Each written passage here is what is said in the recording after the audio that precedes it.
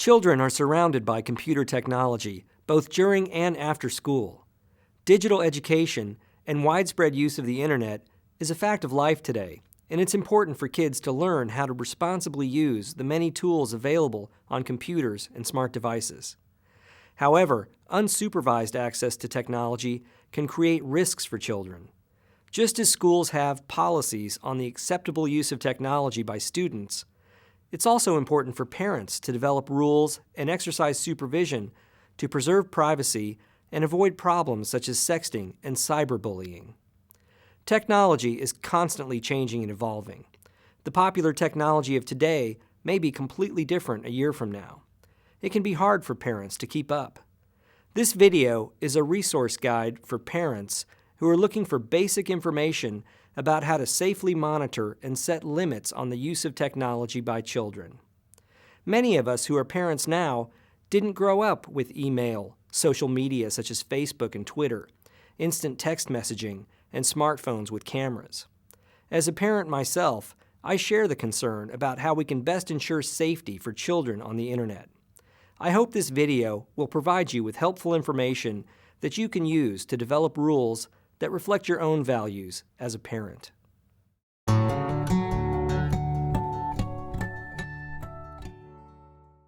Computers have found their way into the classroom. Schools across the country now provide students with access to computers, and many now require that each student has their own device for school, such as a laptop computer or tablet such as an iPad. New teaching methods are now incorporating web-based research on the internet, digital collaboration, and digital storytelling. Students are expected to become proficient with applications such as word processing and PowerPoint presentations. Basic computer skills are now a required building block for digital education. Nowadays, literacy also includes computer literacy, and it extends outside of the school building. It can be confusing for parents who didn't have these tools when they were in school. It can be even more difficult to keep up because computer technology is constantly changing and evolving.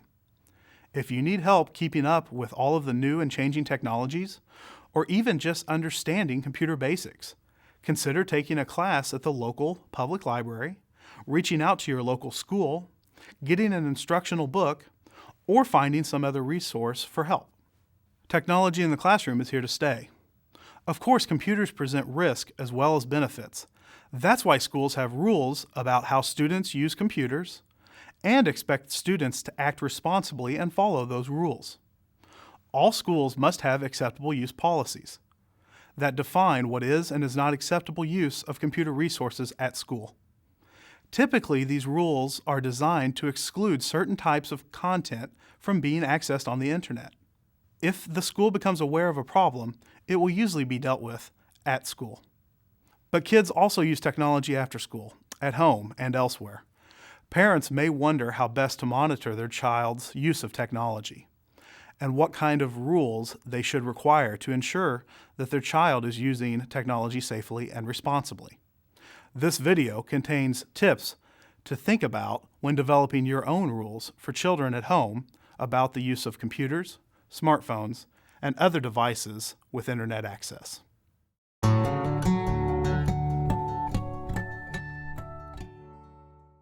When children have access to technology, it is a good idea for parents to monitor and supervise their child's use of that technology. First of all, that means monitoring the content that a child has access to on the internet. There is a lot of great content on the web, some of it specially designed for use by children, such as PBS Kids or National Geographic Kids. There is also a lot of inappropriate content that you may not want your child to view. For instance, there are pornographic and sexually oriented sites. There are sites that may glorify inappropriate behavior such as alcohol abuse, illegal drugs, online gambling, eating disorders, and suicide. Some sites contain violent, hateful, or other inappropriate content to which you may not want your child exposed. Be aware of what sites your child is viewing and whether or not those sites reflect the values that are important to you as a parent. One useful site to know about is www.commonsensemedia.org. Common Sense Media reviews books, movies, TV shows, video games, apps, music, and websites, and rates them in terms of age-appropriate educational content, messages, role models, violence, sex, profanity, and more to help parents make informed media choices for their kids. Your child's interests will change as they grow older. Whether or not a site is appropriate depends on your child's age, as well as on your values as a parent. While you can respect your child's need for some privacy, especially as they grow older, you can explain that it is still your responsibility as a parent to ensure their safety online by having rules and setting limits. The first line of defense is always to talk with your child. Explore the internet together and have them explain to you what sites they are visiting and what services they use. Make sure they understand that just like for TV shows or movies, there are websites that are not appropriate for children. You can bookmark safe, child-appropriate sites so that your child can easily find them later. As your child grows older, you can continue to explore the internet with them and encourage them to develop critical thinking skills to evaluate the information they find on the web. The internet can be a great source of information, but not everything on the web is reliable. Anybody can create a website. Teach your child to ask questions about what they find on the web. Who put that information there? What are their credentials? Where does the information come from? How do we know whether or not it is reliable? Is it from a business selling a product? Is it sponsored by a group with an agenda? Does that group have a bias? Is that group trying to convince you of a particular point of view? These are important critical thinking skills that every child should develop as they grow older, that will help them be more savvy when it comes to evaluating information they find on the internet.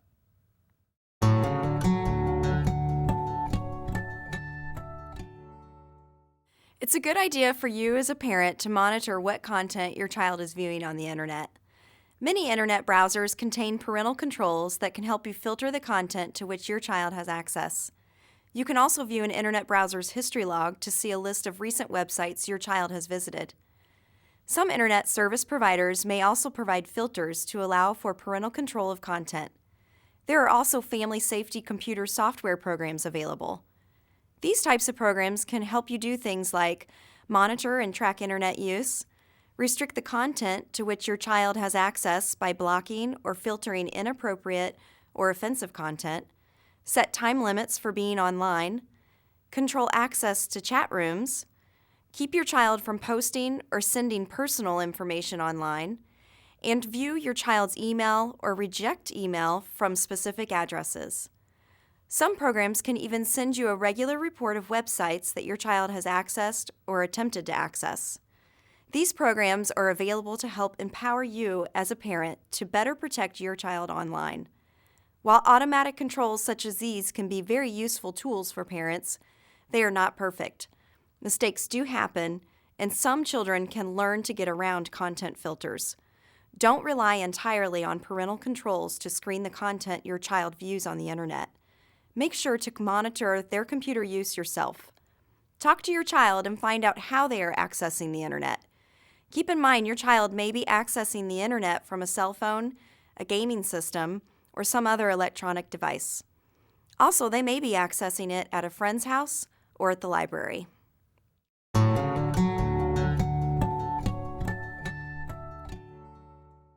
Just like with television, it's a good idea to set time limits on your child's access to the internet. Children need physical exercise, playtime with friends, and time for homework and adequate rest. Set rules about when your child can go online, for how long, what sites they can visit, whether or not they can post pictures or use a webcam, and who they can communicate with online. Explain what sites or activities are off limits and why.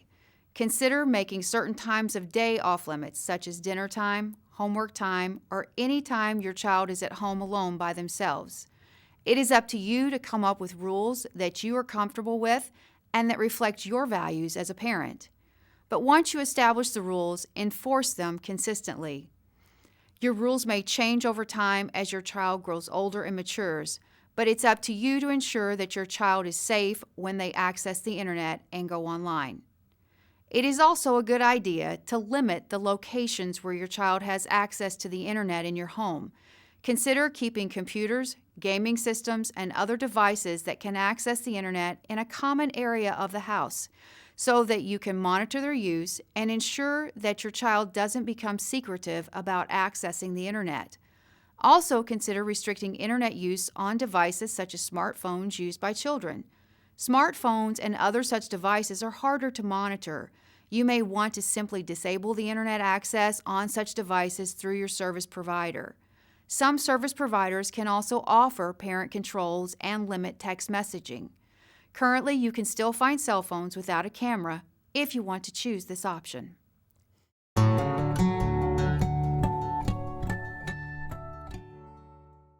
Make sure your child knows never to give out personal information over the internet.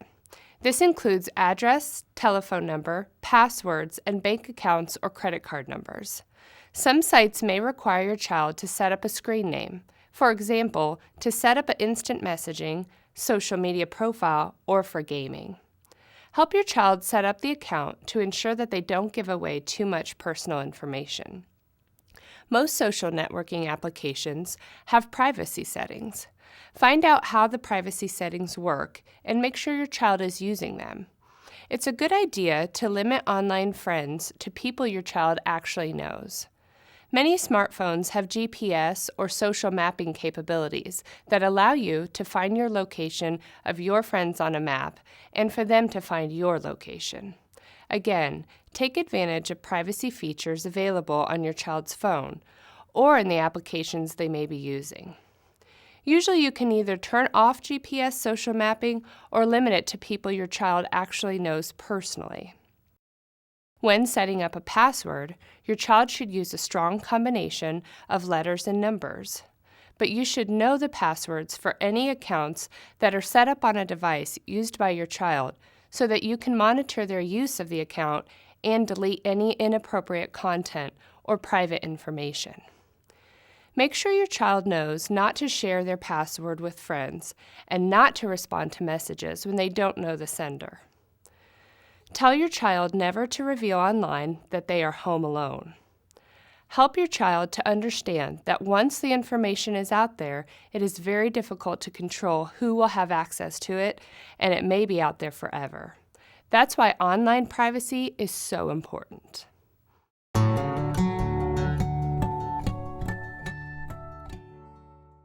Social media applications and websites allow people to connect online and share information about themselves. They can help family and friends stay in touch over long distances or build a network of friends who share a common interest. Popular sites include Facebook, Twitter, Instagram, and YouTube. Although many people, including many young people, regularly use social media, it's up to you as a parent to control how much and at what age you are comfortable with your children participating. If your child wants to use social media sites, talk it over with them and make an informed decision as a parent. Keep in mind that social media sites can be accessed not only on the computer, but also on gaming systems, smartphones, and other devices with internet access. Many social media sites require users to be over a certain age, such as 13 for Facebook. Even so, kids can misrepresent their age and set up an account. It is up to parents to learn about what social media your child may be accessing online and set appropriate limits and monitor their use. Ask your child if they have set up a social media account.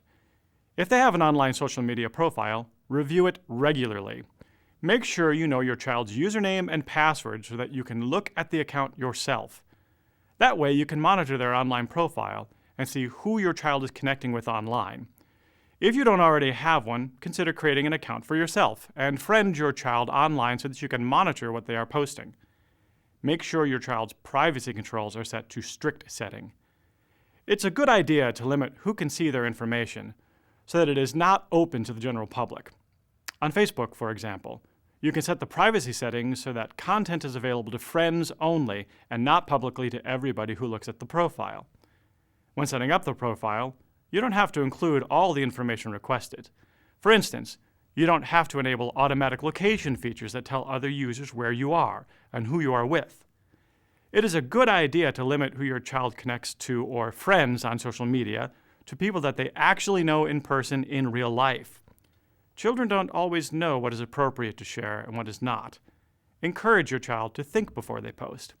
Once it's out there, it can be out there forever. And there's no way to control whether it is copied, forwarded, shared, or reposted by others, whether your child realizes it or not. Even if a message is deleted on your child's account, a copy could still exist somewhere else on someone else's account.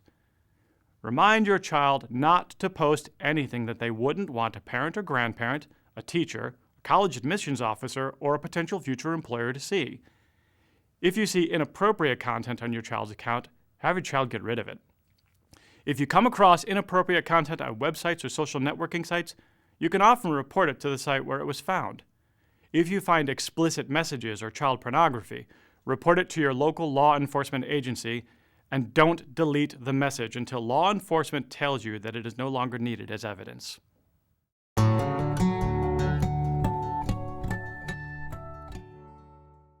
Texting is a convenient way for people to send instant messages on a cell phone. Now that most cell phones and smartphones have cameras and video, it's easier than ever to send images. Sexting means sharing sexually explicit text messages, photos, or videos. Sexting can include sending, receiving, or forwarding content.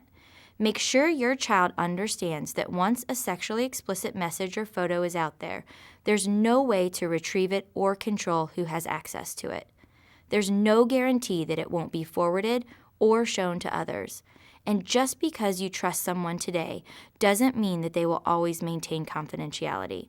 For instance, they may decide to share the message or image with others after a relationship ends. Or they could lose their phone or computer. Someone else could get access to their phone, computer, or social media accounts. There's never a guarantee of privacy online. Sexting could happen on purpose or by accident. If it does, it can be serious embarrassment, humiliation, and emotional harm far into the future. It can also lead to bullying, either in person or online, if the message or image falls into the wrong hands. Once it's out there, it could be out there forever. That means the sexting message or image your child thought was long gone could continue to hurt them in the future. Even apps like Snapchat that automatically erase a shared image after a few seconds are no guarantee of privacy. It's easy for recipients to capture and save the message or picture by taking a screenshot before it disappears. So even with Snapchat, there's simply no guarantee of privacy. Encourage your child not to send anything that they would not feel comfortable seeing in public, or that they would not want a teacher, a coach, or a parent or grandparent to see. Consider establishing rules for your child on posting pictures online.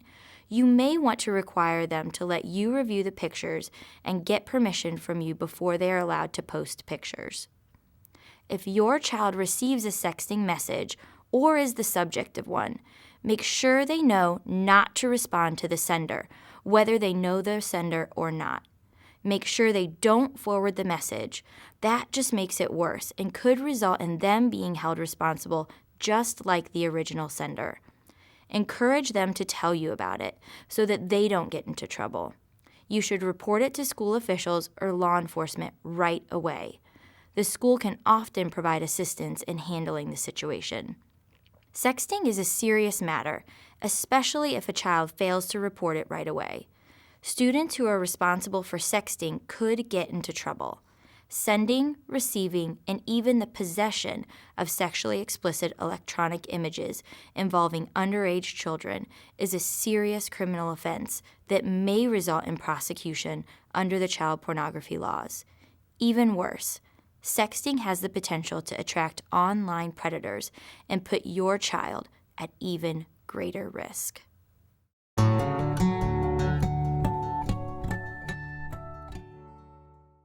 Kids can be bullied, humiliated, threatened, or harassed online, just like they can be in person. It can happen on email, through instant text messages, through social media, on websites, or other forms of electronic communication, such as blogs or chat rooms. Cyberbullying can cause serious emotional pain and result in depression, anxiety, low self-esteem, problems in school, social isolation, and in some cases has even been the cause of teen suicide. Make sure your child knows that if they are ever threatened, harassed, sent sexual photographs or messages, or asked to do anything that they are uncomfortable with, they should not answer. They should immediately end contact with the sender and tell a parent or other trusted adult right away. If your child is subjected to cyberbullying by school classmates, report it to school administration immediately. If your child is being harassed online, report it to law enforcement so that it can be investigated. Make sure your child knows never to respond to emails that are sexual, obscene, or threatening, and never forward such messages to anyone else. Encourage your child to tell a parent or other trusted adult if they see something online that makes them feel scared, unsafe, or uncomfortable. If you see a message like that, you should save the message so there's a record of the communication. You may want to block any future offensive or harassing messages from certain senders by using a blocking feature in the email program or social media application. Also, encourage your child to stand up and support friends that may have been victims of cyberbullying, and advise them to take the steps we've just talked about. Finally, talk with your child about how important it is not to use the internet to say hurtful or mean things about others, or to harass others. Not only does it hurt the other person, but your child could get into trouble, either in school or with the law. Cyberbullies do get caught, and they can face serious consequences. Encourage your child to treat people with politeness and respect on the internet, just like they would when they interact with others in person. Some people call this netiquette. It means proper etiquette for online communication. If your child does engage in problem behaviors online, consider taking away their internet access or turn to school counselors for help.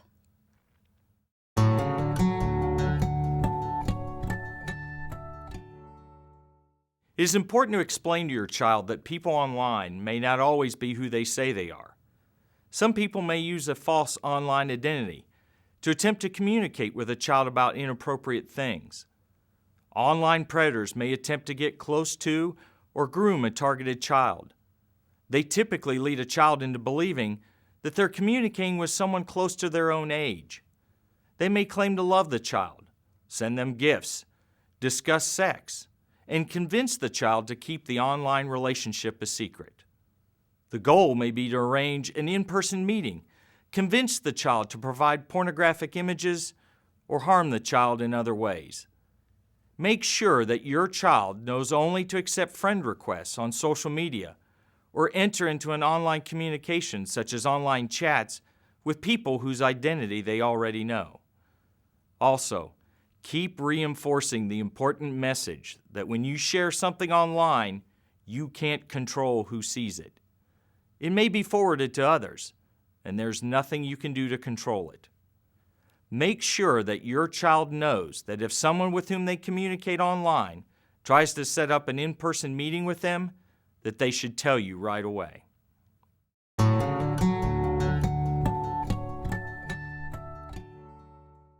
We hope this video has given you some helpful suggestions about how to monitor your child's use of technology and set appropriate limits that reflect your own values as a parent. Technology is always changing. As a parent, it can require some effort to keep up with the latest developments. You may have to establish new rules as technology evolves and new forms of communication become available and popular. Once you've established the ground rules for your child's access to and use of technology, it's up to you to enforce those rules consistently and be the first line of defense in keeping your child safe online. I hope the information that we've provided in this video can help you as a parent. Thank you for watching.